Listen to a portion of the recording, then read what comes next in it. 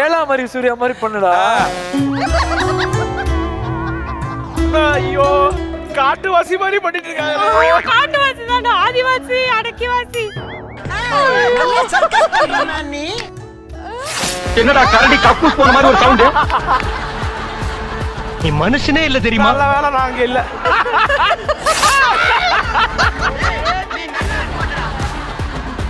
இந்த ஊர்ல ஒரு ஆபத்து இருக்கு.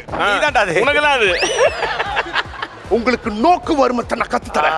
நோக்கு வருமானா நல்லா கேட்டுக்கோங்க. நான் பண்ற மாதிரியே நீங்க பண்ணுவீங்க. அதுதான் இந்த நோக்கு வருமத்தோட ஸ்பெஷாலிட்டி.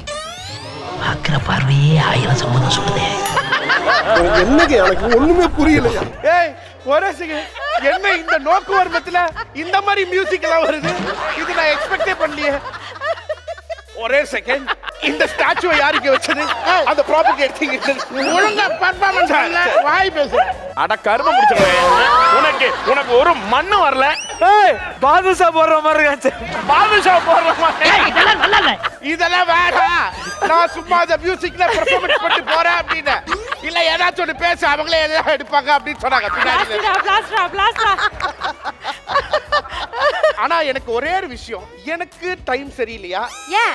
ஏன்னா இந்த சக்கரம் இருக்குல்ல, இந்த சக்கரம் இப்படி சுத்தும் போது நல்லா தான் சுத்திட்டு இருந்தது. அதுக்கப்புறம் இந்த சக்கரம் இங்க போயிட்டு மறுபடியும் இங்க வந்துச்சு. அதுக்கப்புறம் எப்படி ரிட்டர்ன் ஆகி இங்க போச்சு? விதி விதி விதி.